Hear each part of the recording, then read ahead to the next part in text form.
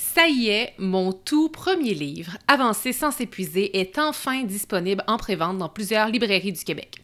Et je vous le dis là, votre précommande fait vraiment toute la différence parce qu'elle aide le livre à prendre son envol dès sa sortie.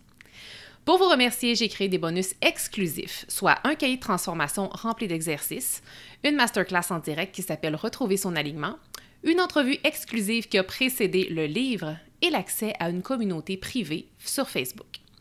Alors appuyez sur pause dès maintenant, vous reprendrez l'épisode dans quelques minutes et cliquez sur le lien dans les show notes ou bien rendez-vous sur laplanificatrice.com/livre pour précommander votre exemplaire dès maintenant.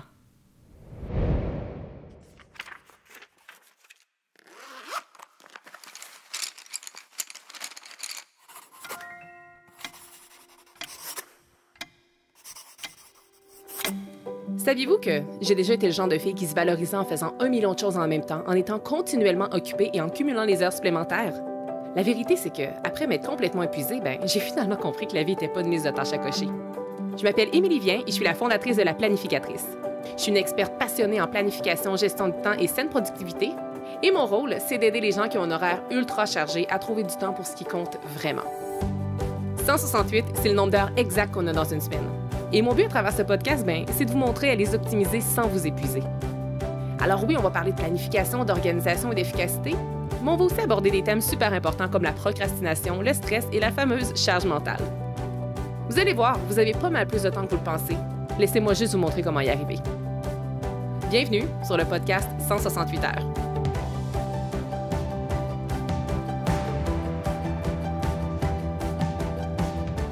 Les 5 leçons que je m'apprête à vous dévoiler aujourd'hui, honnêtement, si j'avais pu les connaître et les découvrir avant et surtout sans devoir me rendre aussi loin, honnêtement, ça aurait vraiment changé ma vie. Alors aujourd'hui, je vous présente 5 leçons que j'aurais aimé connaître plus tôt. Et vous allez voir que ces leçons-là, je les ai vraiment appris à la dure de mon côté au fur et à mesure que j'ai grandi en fait et que j'ai avancé. Et c'est des leçons qui aujourd'hui me tiennent énormément à cœur. Puis pour vrai, j'aurais pu faire une liste de comme 25 leçons.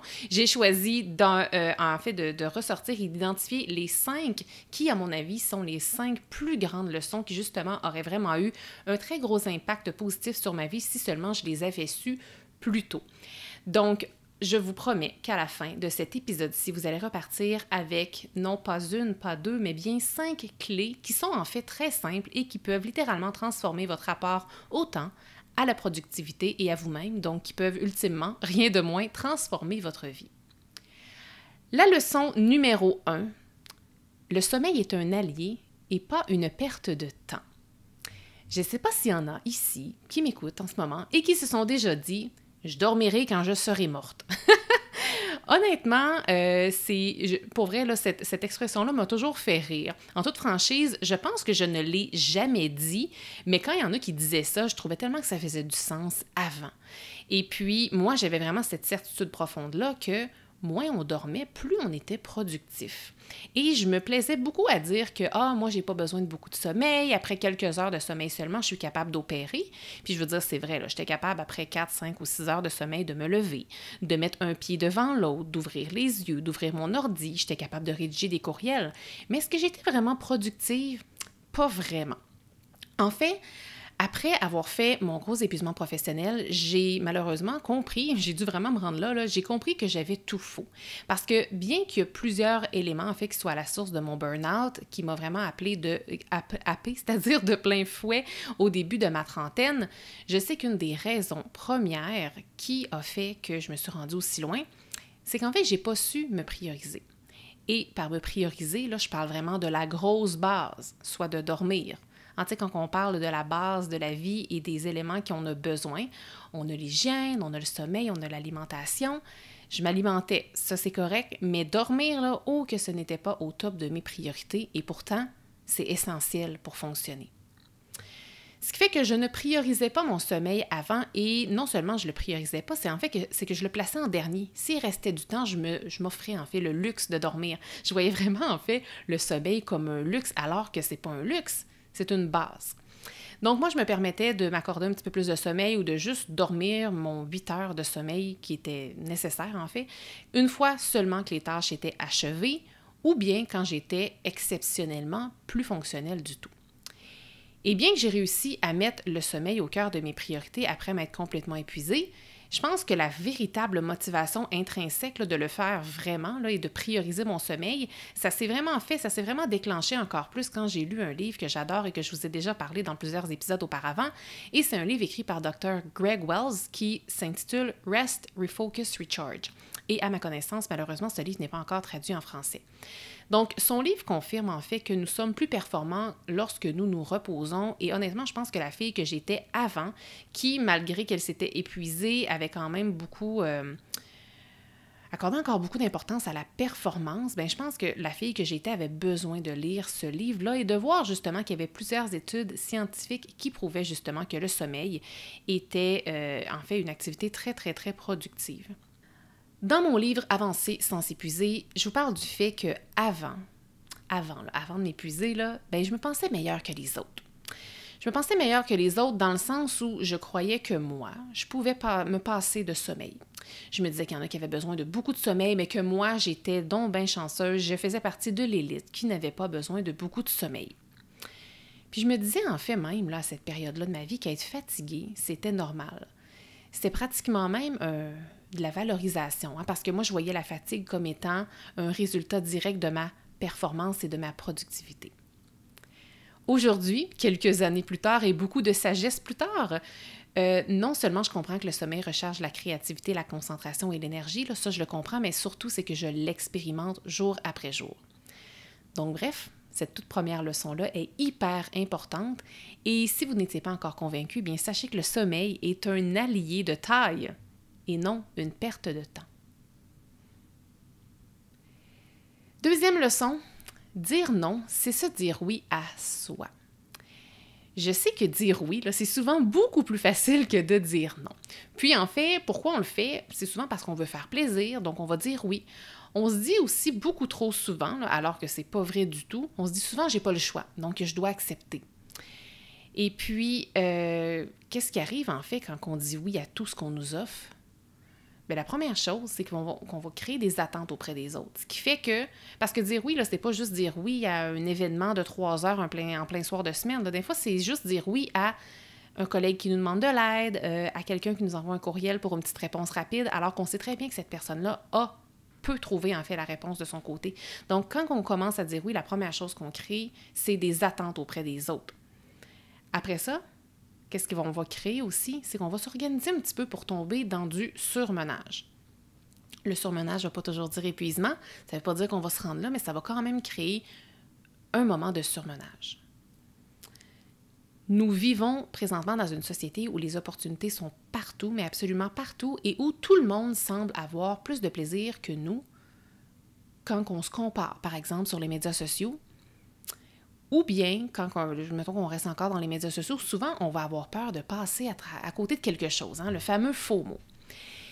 Et donc, il y a quelque temps, dans ma longue quête de retour à moi, où j'ai vraiment commencé à me prioriser pour la première fois de ma vie, j'ai enfin compris que de dire non, c'était de me dire oui à moi. Puis ça, je vous en ai parlé déjà dans des épisodes précédents. Et ça, de comprendre ça, soit que de dire non, c'est se dire oui à soi-même, bien ça, c'est une des plus belles leçons qui soit, je pense. Donc, à partir de maintenant, je vous invite à voir chaque non que vous direz comme une protection et un acte de respect envers vous-même. Et si le oui a toujours envie de sortir trop rapidement de votre bouche et que vous êtes vraiment incapable de dire non, bien, je vous invite à vous pratiquer et à essayer de répondre ceci à la place, soit « Hey, laisse-moi regarder mon horaire et je te reviens ». La troisième leçon que je veux vous partager aujourd'hui, c'est que le vrai luxe, c'est pas l'argent, c'est le temps. À l'époque, il y a quelques années de cela, où je cherchais le bonheur, je croyais qu'elle se cachait dans le succès. Et comme je n'avais encore jamais fait l'exercice moi-même de clarifier qu'est-ce que le succès représentait pour moi, bien, je m'appropriais l'image du succès venant des autres personnes, notamment dans les biens matériels, que ce soit dans une grande maison ou comme dans des chaussures très dispendieuses, par exemple. Et plus je consommais, plus je m'éteignais et plus je m'éloignais de moi-même.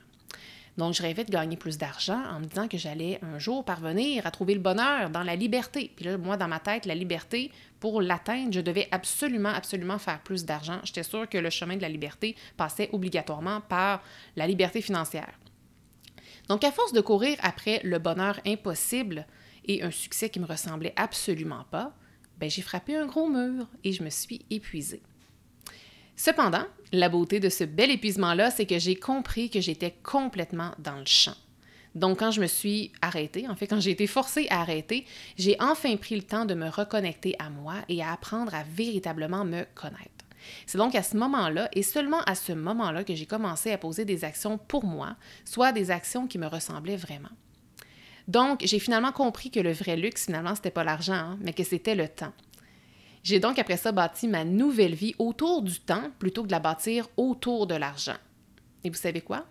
Ben, même si je ne gagnais pas un sou là, quand j'ai commencé la planificatrice, puis quand j'ai commencé cette nouvelle vie-là, ben, je ne m'étais jamais sentie aussi riche.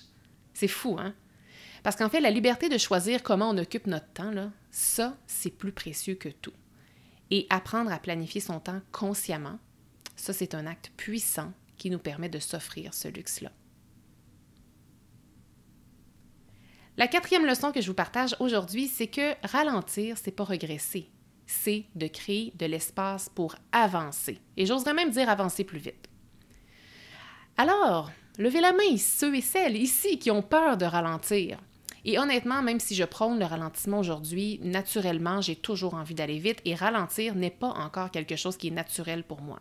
C'est quelque chose que je fais aujourd'hui consciemment parce que je connais la puissance et le résultat qui se rattache au ralentissement, mais c'est pas naturel pour moi que de ralentir. Je peux donc affirmer de mon côté que j'ai longtemps été littéralement stressée là, devant les gens qui ralentissaient. Là. Je regardais quelqu'un qui allait lentement, puis ça me stressait, ça m'angoissait à l'intérieur de moi. Puis même que j'aimais ça dire avant, là, moi, que j'avais 2 vitesses. Puis que mes 2 vitesses étaient vite et vite, vite. Pour moi, vous le comprendrez, la vitesse était vraiment un synonyme d'avancement. Mais est-ce que j'ai besoin ici de vous rappeler la fable de La Fontaine, hein, le lièvre et la tortue? Est-ce que j'ai besoin de vous dire c'est qui a gagné la course? Je pense que vous le savez, hein? C'est la tortue. Retenez en fait que la vie, c'est pas une course. C'est une expérience qui mérite là, qu'on la savoure pleinement. Puis pourquoi c'est aussi important de la savourer? Bien, c'est parce que chaque moment, chaque seconde passée ne reviendra plus après. Donc, ne rien faire, c'est une action qui est ultra productive. Même que réfléchir, là, cet acte-là qu'on s'offre si peu, parce qu'on a l'impression qu'on fait tellement rien quand on est en train de réfléchir, là, bien, réfléchir, c'est un art qui est perdu puis qui est un élément qui est nécessaire pour avancer plus rapidement. Je vous dirais aussi que c'est dans le ralentissement que la clarté et les idées émergent. Et de mon côté, là, depuis que j'ai non seulement appris à ralentir, mais à ralentir sans culpabilité, bien, je trouve que je suis jamais allée aussi vite. Gardez en tête que c'est pas une course, mais je veux que vous compreniez que ralentir, c'est pas un synonyme de régresser. Ralentir, c'est ce qui vous permet de créer de l'espace pour avancer avec plus de fluidité et plus de facilité. Et enfin, la 5e et dernière leçon que je veux vous partager, c'est une leçon immensément importante que j'ai appris à la dure, et c'est que l'imperfection, c'est-à-dire, est une forme de courage. Si on m'avait dit un jour là, que j'allais prôner l'imperfection, franchement, j'aurais eu vraiment très, très honte. Moi, j'étais une fille qui était axée sur la perfection au point où ça en était maladif et vraiment très anxiogène. Moi, j'ai appris à la dure que la perfection, c'est pas aussi glamour qu'on le prétend, hein, parce que c'est toujours très, très bien vu, en fait. Je pensais que c'était très bien vu que de dire en entrevue qu'on est perfectionniste. Mais le perfectionnisme, au final, là, moi, je le sais aujourd'hui quand quelqu'un me dit qu'elle est perfectionniste, je le sais que c'est pas nécessairement une qualité. Pourquoi? Parce que c'est un frein qui nous paralyse et qui nous retarde inutilement. Moi, je prône aujourd'hui le travail qui est bien fait et j'accorde beaucoup, beaucoup d'attention aux détails. Puis, je ne m'excuserai pas pour ça, j'aime les choses bien faites. Mais aujourd'hui, la différence, c'est que je suis capable de m'arrêter et de tracer la ligne lorsque je tombe dans l'exagération. Alors oui, être imparfaite demande du courage. Beaucoup de courage même.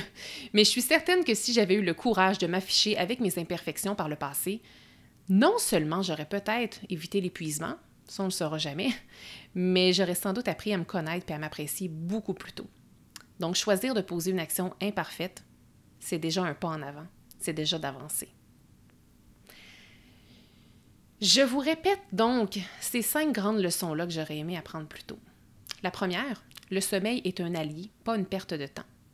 La seconde, dire non, c'est se dire oui à soi. La troisième, le vrai luxe, c'est pas le temps. Non, on recommence ça. Le vrai luxe, c'est pas l'argent, c'est le temps.